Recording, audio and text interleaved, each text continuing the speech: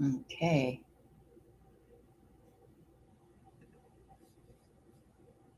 Let's do this. Let me get this sorted.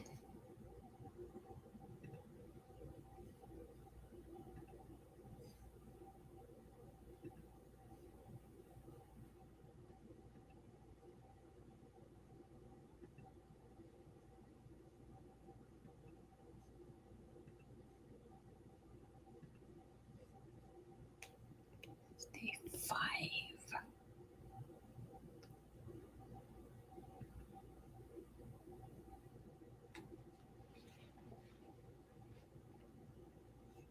So I'm live. It is day number 5 of my 45 days, of being live on social media.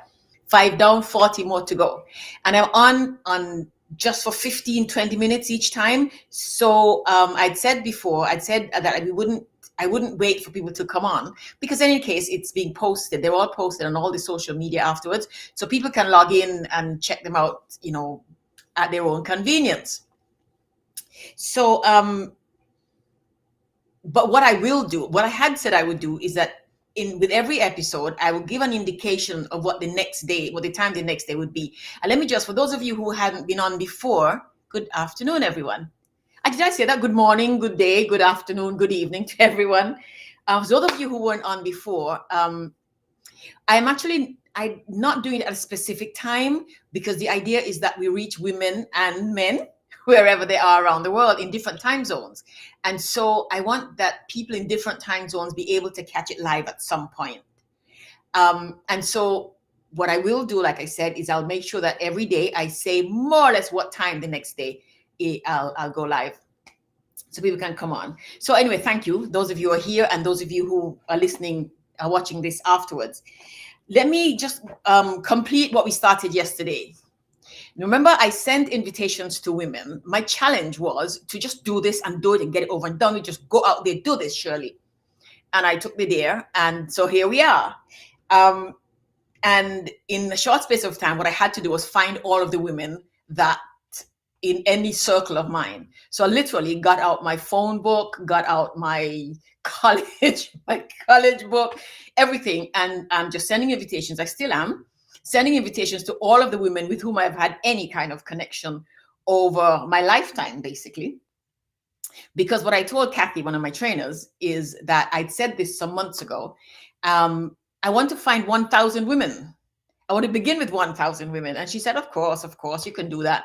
She has a lot of faith in me. I know it's a big deal, but the idea is that big challenges need a big approach. It's, all or nothing, in for a penny, in for a pound, as my mom used to say. So I sent invitations to all of the women I could think of, and I still am sending out invitations, just asking them to check in and see what we're talking about, join the conversation, contribute to the conversation. And one of the ways to contribute to the conversation is tell me some of the things you would like me to talk about.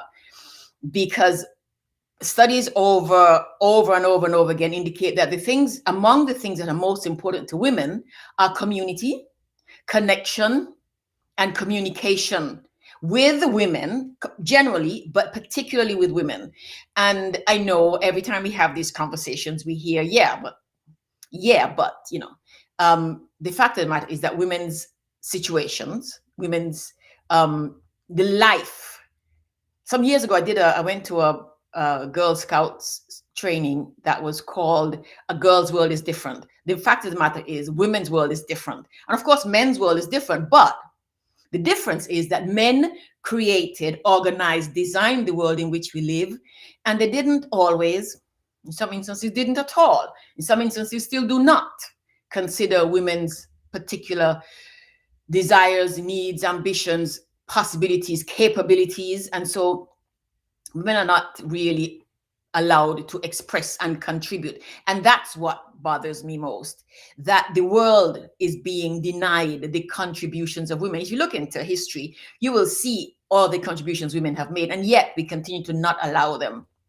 And so that's a problem. So anyway, I send all these invitations out to all of these women. And so women are sending me back things that they want to talk about. And several women said, tell us about you. Tell us about the women in Montserrat. One woman simply said, your story. That's it. Your story. No long talk. That's what we want to hear about. And so I said I would keep talking about that as we go along. And yesterday I told you how come we are here doing this. And the goal here with the Women's Leadership Circle, for me, the big goal is providing a place for women where women can connect, women from all around the world. I told you a couple of days ago of when I was writing this newspaper in New York, and I got to attend the United Nations General Assembly special session on women. I walked into the United Nations building, and there were women from everywhere in the world. All kinds of women doing all kinds of amazing, wonderful conversations and meetings and so on. And this was in 2000. And then when I was the vice chair of the Commonwealth Parliamentary Association, the Commonwealth Parliamentary Association has members of parliament from 54 countries. 54 countries. And I got to meet women from all of these. Because over 5 years, I attended conferences in England, in Zambia, in all over the place, in Bangladesh, all over the Caribbean. And I got to see and meet all these wonderful, wonderful women doing wonderful, wonderful work, or at least trying to do wonderful work and trying to get through or get past, get over the hurdles that are preventing them doing their best work. And so my main peeve with this situation in which we all live is that the world is being denied women's gifts. And that's what the Women's Leadership Circle is all about. Providing women training and encouragement and support, both formal training in leadership and marketing and personal development and so on, that helps them pull out and helps them have the confidence, develop the confidence to pull out their courage and their strength and their personal power and their determination and all of that, and apply it to other things. Because women do this all the time. Every day, for some women, just getting from one place to the other, from one village to another, it pulls out of them lifetimes of fortitude and strength and courage. You know, I can tell you of two instances. I remember in one of my meetings with the CPA, for example, I met the woman who's the speaker of the House in South African Parliament. She was she had been in the fight, deep in the fight, had been trained as a fighter against apartheid. Now, when Nelson Mandela was in jail, when Steve Biko was killed, I was in school, I was in college, and I was on the street and on wherever I could do. I signed petitions, I did all kinds of things. And then to meet this woman who would actually be in the struggle was something else. And then a few years ago also, I met parliamentarians from Nigeria, and we'd heard about the schoolgirls who had been abducted. And when you read about these things in the newspapers or hear about them in the media, on television or wherever, you can feel something for them, and we all do. But when I met one of the women parliamentarians from Nigeria who was directly involved in work, it put a whole different spin on it. It brought it home. And so I know that when women meet, when women get together and exchange these experiences and talk to one another about them, what happens is we get to support one another through the difficulties, and there are ranges of difficulties. Yeah, but what women need is support, and the Women's Leadership Circle is designed to do that. We meet once a month just as a general meeting conversation, and then we also have other meetings throughout the month where women can talk about these things. We have themes that women send in, just like they're sending in themes here for this series of live conversations. And so when I say I want to find 1,000 women, it's because there is strength in numbers. 5 women can do something. And of course, yes, whatever you can do as an individual, we do, whatever. But when that is compounded by 5, 10, 100, 10,000 women, And I'm inspired. I have been inspired for years by Eve Ensler with her 1 billion rising. Every year, I do something on that day. And a couple of years ago, I had some school children do just the ad hoc dance at school for 1 billion rising, and people were amazed and asked questions and so on. And so that's what the Women's Leadership Circle is: pulling women together, helping one another find our strength, pull out our strengths. And we do that with a number of ways, and we'll talk about those as we go along. The idea is that we become members of a group that have these specific goal, ambition, intention, wish, desire, determination, and that we support one another in this. And like I said, I'll tell you more about that as we go along. But I got these stories, these questions last night. Many women are answering back in the same media I sent. So when I sent emails, they're answering back in email, of course, and social media direct messages. And bear in mind that some of these women are women some of them haven't met in person. We've met online doing conferences or just sort of in through other people that we know, through connections. And that's the beauty of this. That's the beauty of this. When my friend called me in 2020, June, July, and said, Shirley, do something. Women need to get together. The only thing we could do was get together online. And at first it was, But then, of course, being women, we flipped that and recognized the power in this. Because if we were meeting in place, there would be the 5 or 10 or 20 of us, or maybe even 50 or 100. But because we can meet online, we can meet in our hundreds and thousands, and we can meet anytime. And I can see into your home, and we can talk, and I can see your children, I can see your life, and you can see mine. And the connections are created. And so when we do get the chance, and we will get the chance to meet in person, it'll just be an intensification of this relationship that we build. For me, the big thing is that women find the support to pull out of ourselves the strength and the power that we need to do the things we need to do. In the United States, the struggle for equal pay for equal work and the struggle for reproductive rights is just as intense and just as difficult and just as consequential as any other fight. The fight of women in war zones just to stay alive and keep their families alive. I mean, consequential doesn't even begin to describe it. It's a matter of life and death. And sometimes what makes the difference is somebody else. It's the connection. It's being connected to somebody else. I know this for a fact. I know this. I've met enough women who have told me this. I've seen this happen in my own life. And that's the entirety of the Women's Leadership Circle.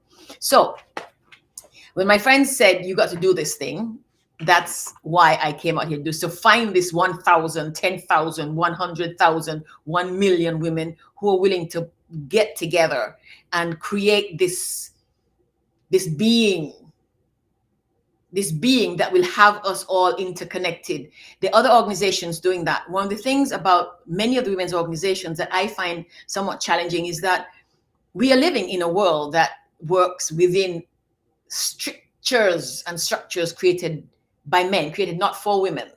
And the rules and guidelines and the expectations are set within those guidelines. And so a lot of women's organizations work that way. And so in my work, I am careful, very careful about women's sensitivities, sensibilities, women's empathy and compassion, and being able to adapt and adjust. Many organizations don't do that. They have rules, very strict rules, and all of them need to be managed by that because they work within these rules and they respond and answer to those others. My work has always been independent, which is why, like I told you, the government didn't want me working for them. And when I was speaker, the people who made me speaker realized that no, things need to be done, and you need to think through things and work through things properly. And these lots of considerations need to be made. And the issues of power and dominance are not the only important ones. They are not. Other things are equally important. And women leaders, women in leadership, pay attention to these things. Look back at some of the media around what happened during COVID, and you will see the countries that did best, that managed to hold themselves together well and get through it best, were the countries run by women who knew how to take into consideration things other than 1 + 1 = 2. You know, women who knew how to look at other aspects of the problems, of the issues, and look at what people were doing, people were feeling. Women who understood that a woman would call another woman from across the Atlantic Ocean and say, Shirley, we need to get together. Women understand these things. Women understand these things, and women leaders take these things into consideration when we make our decisions. And so I work with other organizations, like, for example, the World Academy for the Future of Women, which works in China and Bangladesh, Nepal, and is doing some other work, preparing to do some other work in other parts of the world, including Africa.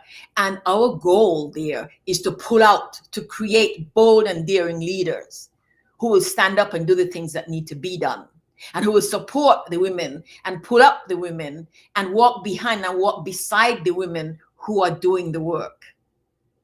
Yes?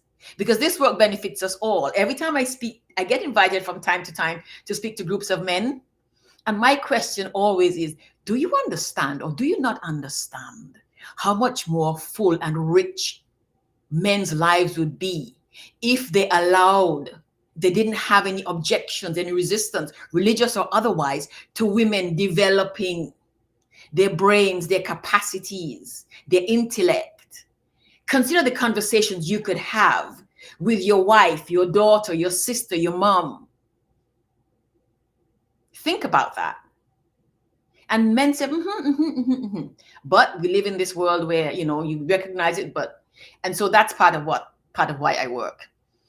So over the next 40 days, we'll continue to talk about these things, and I hope I can enroll you into being one of those 1,000, 10,000, 100,000, 1 million women. I said, Kathy says, you can do it, Shirley. I believe in you. So I need to step out and do this. And it is a matter of urgency. It's a matter of urgency. There are many, many things that women are working on that they need the support of other women. The climate crisis is one.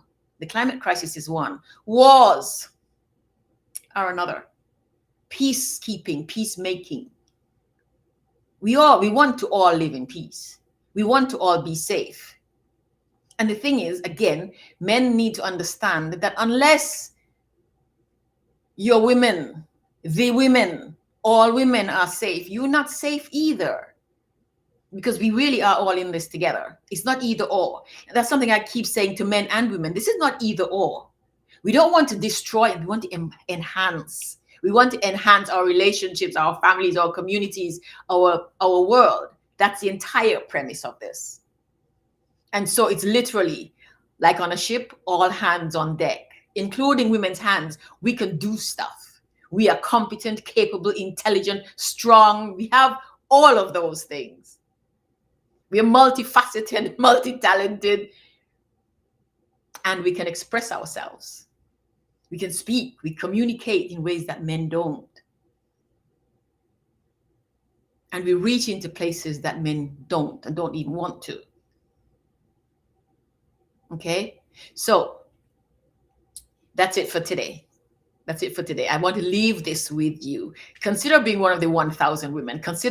Think of how we can get 10,000 women to be involved in this. And see what we can do. It really is. I think women need other machinery that works with, but not within the strictures and the structures and the limitations that continue to plague and restrict and deny us all, really. Yeah? So tomorrow I'm traveling all day tomorrow. I will probably do early in the morning because, thank you, Lincoln, thank you. Hurricane Camp, is good to see you. Devils. Aha. Hi, folks. Thank you. Tomorrow morning, I have a red eye flight tonight. I'm landing in New York City, my favorite city in the whole wide world, apart maybe from Shanghai. And I'll be there bright and early in the morning. So I probably will do it early in the morning Eastern time, which is I land at 6 o'clock, and my flight leaves at 9 o'clock, I think. So let's say around about 7 o'clock Eastern time, I'll come online from JFK. I don't know what it's going to look like or sound like. I will try to find a space that works, and I will see you then. Continue to send me your questions, send me your thoughts, what to do, how we can make this work, how we can make this worthwhile, and have a look at my website. It's shirleyosborne.com. The Women's Leadership Circle is on there. S Cube, which I'll talk to you about later on. The monthly is on there. I'll talk to you also about those. But check out the website and see where my brain is. See what there's a lot about me and lots of photographs of me, and that'll give you, for those of you who want my story, it'll give you a lot of my story, and then we'll talk about that as we go. All right, and invite your friends, because this is. I took this big challenge, and I have to. I have to succeed. I don't want to tell you. I need this needs to work, and I need your help to do this. So work with me here. Thank you so very much. Have yourselves a lovely day, pleasant evening, good night, whichever one it is, and I will see you tomorrow. Take good care.